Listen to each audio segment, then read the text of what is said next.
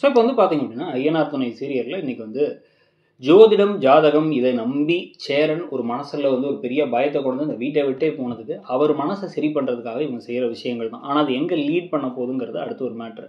So முதல்ல எடுத்தோன்னா வந்து இப்போ ஒரு நைட்டெல்லாம் தூங்காமல் எல்லாம் அவரே பார்த்துட்டு இருந்திருக்காங்க. அவருக்கு எல்லாம் புரியுது. இல்லை எனக்கு மனசில் வந்து எனக்கு பயம் இருக்குது, நான் வேணா வேறு அங்கே தள்ளி எங்கேயாச்சும் இருந்துக்கிட்டுமா, நான் இங்கே தான் இருக்கேன்னு உங்களுக்கு தெரியட்டும், நான் அந்த ஒரு வீட்டில் எதிர்த்த வீட்டில் வாடகையை பிடிச்சிட்டு கூட நான் இருந்துக்கிறேன், உங்கள் கூட இருந்தால் உங்களுக்கும் என் ராசியை ஒட்டிக்கக்கூடாதுல்ல அப்படின்ன உடனே இப்போ டக்குன்னு என்ன சொல்கிறாரு சோழன் அப்படின்னா, உனக்கு என்ன பிரச்சனை? அப்போ வந்து ஜோசியக்காரங்க சொன்னது நம்ம நினச்சி பயப்படுற அப்படி தான் அந்த ஒருத்தர் சொன்னது. நம்ம இன்னொரு 4 ஜோசியக்காரரை கூட்டுருவோம், ஒவ்வொருத்தவங்களும் வந்து சொல்லட்டும். எல்லாரும் ஒரே விஷயத்த சொன்னால் அவன் பயம் நியாயம்னு வச்சுக்கலாம். அப்படின்னா சரி ஓகே, எல்லாரும் ஒன்று சொன்னால் அண்ணா நான் கூட வந்துடுறேன், எனக்கு இப்போ கல்யாணமே ஆகாட்டியும் பரவாயில்ல, நீ நானும் தனியாக போயிடலாங்கிறாரு பல்லவன். ஆனால் ஜோசியர்காரங்களாம் வந்து சொல்லட்டும்னு முடிவு பண்ணணும், இது நல்ல ஐடியா அப்படின்னு எல்லாம் முடிவு பண்ணுறாங்க.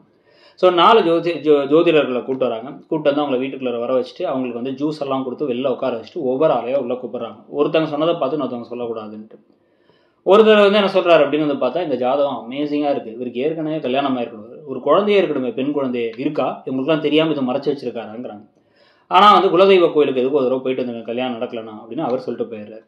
இன்னொருத்தர் இவர் வந்து பெரிய பணக்காரராக இருப்பார், 4 வீடு கட்டிட்டு இருக்கணுமே அப்படின்னா, ஆமாம்மா மேஸ்திரியாக இருக்கார், 4 வீடு கட்டிட்டு இருக்காரு அப்படின்னு ஒரு பக்கம் பேசுகிறாங்க. ஆனால் அவர் என்ன சொல்கிறாருன்னா, எதுக்கும் குலதெய்வ கோயிலை போய் பார்த்து வந்துருக்காரு அப்படிங்கிறாங்க. இன்னொருத்தர் உங்களுக்கு வந்து சீக்கிரமாகவே கல்யாணம் முடிஞ்சிடும், 2026 கல்யாணம் நடக்கலாம், என் காதை எடுத்துக்கிறேங்கிறாரு. இன்னொருத்தர் உங்களுக்கு கல்யாணம் ஆகி ஒரு ஆண் குழந்தை 2 பெண் குழந்தைகள் ட்வின்ஸ் எல்லாம் பிறக்கும், அதனால் வந்து நீங்கள் வந்து கவலைப்பட தேவையில்லைங்கிறாங்க. ஒருத்தர் சர்ப்பதோஷம் இருக்கு அப்படிங்கிறார்.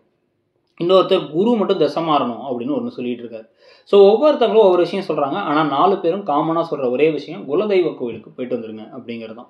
ஸோ இதெல்லாம் பார்த்து நடேசன் அப்படியே ஷாக்காக, அதுக்கப்புறம் நடேசன் வந்து நீங்கள் 4 பேரையும் அனுப்பிவிட்ருங்கன்னா அவர் டீ வாங்கி அனுப்பிவிட்றேன்னு கூட்டு போயிடுறாரு.